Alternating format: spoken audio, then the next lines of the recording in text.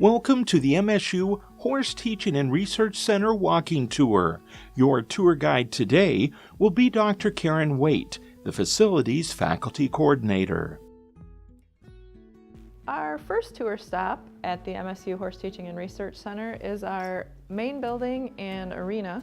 And this building includes our manager's office, the restrooms, and a classroom area.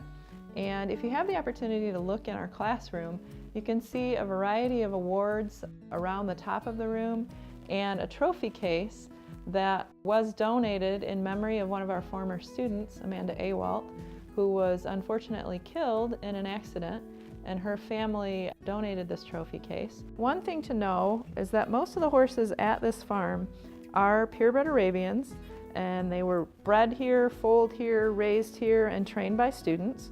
And so one of the most distinguishing features of our programs are that our animals are used for teaching primarily, and that our students are exposed to working with a variety of age groups of horses, and that each spring our students prepare roughly 20 of these horses for our annual sale.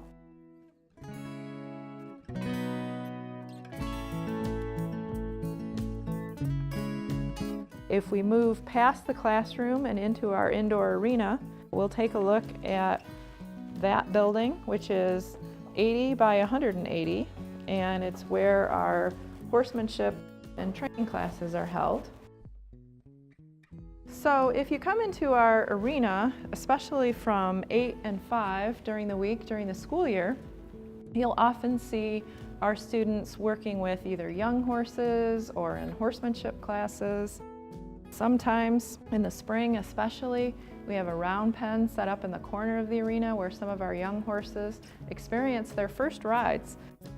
It's always safer to get on a horse for the first time in a smaller confined space as opposed to the entire arena, so that's why we have the round pen set up. We also are fortunate enough to have a heating system in this particular building. So if you look at the ceiling, we have some boxes that are actually furnaces, and then some long tubes that blow the warmer air throughout the arena, which makes it very comfortable to teach in and ride in. But it's only heated to about 40 degrees, both from an expense perspective, and we don't want the horses or the humans getting too warm, but it definitely makes it more comfortable. So now we're going to move into our second tour stop, which is our upper barn or our main barn.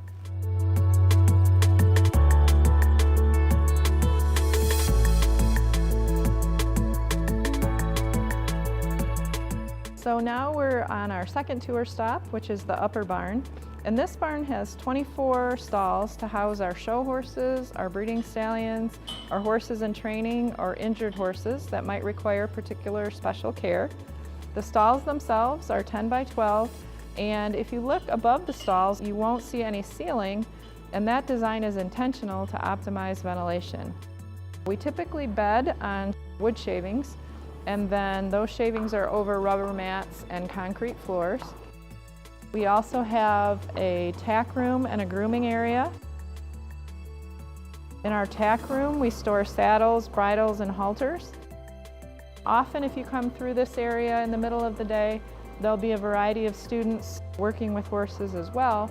And we do caution that you move through areas with horses quietly, without running or yelling. Horses are actually prey animals, and so if they see quick movement or loud movement, they may get scared and they may react. So we do ask that you be cautious when moving around horses. Now we're going to move to our third tour stop, which is our exercise areas, just to the north of our main barn.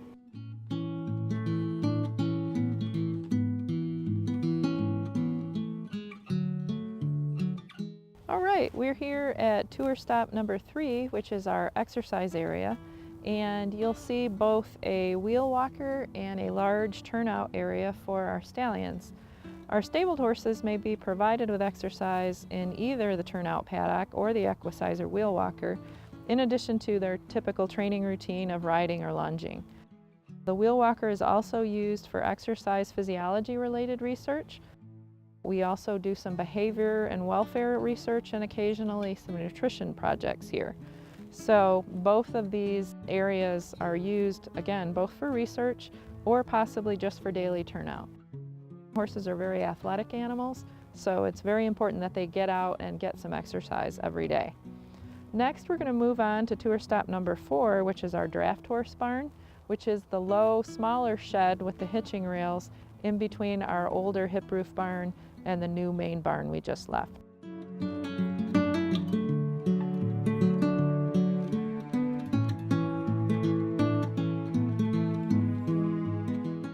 Now we're at tour stop number 4, which is our draft horse barn. In this barn, if you were here on Tuesday or Thursday mornings during the fall semester, you'd find students who had horses tied to the hitching rail, who were harnessing horses and learning how to drive them in our very popular draft horse basics class.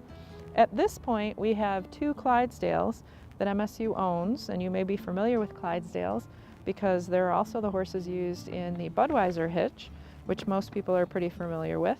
But draft horses are much, much larger than our Arabians. And our Clydesdales have feathering around their legs, which is pretty distinctive of that breed.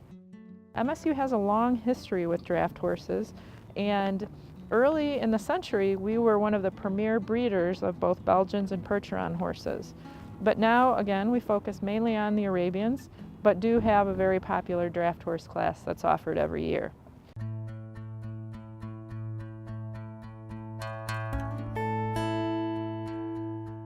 Next, we'll be leaving our draft horse barn to head for tour stop number 5, which is our reproduction facility.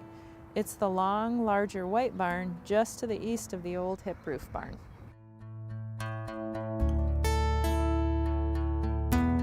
We are now at tour stop number 5, which is our reproduction facility. And this particular barn hosts the breeding facilities where we have breeding stocks, which are these large green stall type things. And if you were here on a Monday, Wednesday, or Friday morning in the summer, you would find a veterinarian here working with students to check our mares to see if they're ready to be bred. So they might be doing artificial insemination, pregnancy checks, biopsies or cultures. We also have a laboratory to collect semen quality and prepare semen for artificial insemination. We also have a large area where natural cover breeding is conducted and a phantom for collecting stallions for artificial insemination.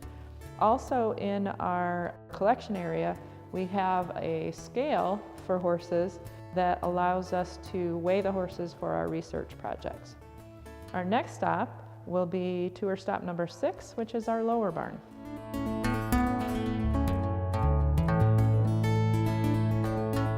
Okay, now we're in our tour stop number 6, which is our lower barn. If you walk into this barn and look up, you'll see that it's much, much different than our upper, newer barn that was designed with horse health and comfort in mind. This particular barn was built in the 1800s, and it was designed with human health and comfort in mind. So you will see ceilings dropped over the stalls. And if you look up again, the beams, some of the beams were actually built using trees that were cut down on campus. So this gambrel roof barn was originally located on the main MSU campus and was moved to this location in sections.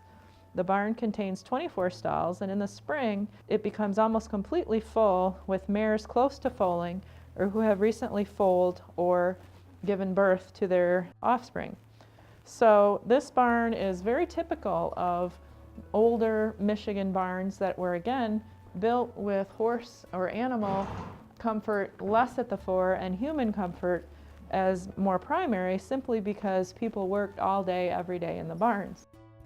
So this barn, again, is very warm in the wintertime. There's also a heated bedroom in this particular barn where our students stay overnight with mares who are close to foaling to help them out if that becomes necessary. And we have roughly 15 to 17 foals born on the farm every year. So you can come between about 8 and 4 o'clock every day of the week and see those new Spartans after they've been born.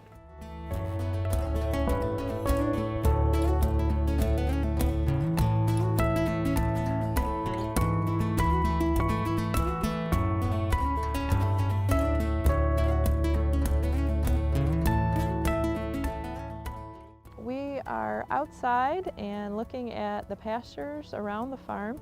And if you happen to be here sometime on the walking tour, one thing I would like to point out is that horses actually have the ability to sleep standing up, and they often do sleep standing up more so than our other animals, but occasionally, especially our young horses, will lie down to sleep. And so you may see horses that are lying down. It doesn't necessarily mean that they're sick or that there's anything wrong, because horses do sleep either standing up or lying down. We hope you enjoyed your walking tour of the MSU Horse Teaching and Research Center. If you have more questions or would like more information, please go to our website at www.msuarabians.com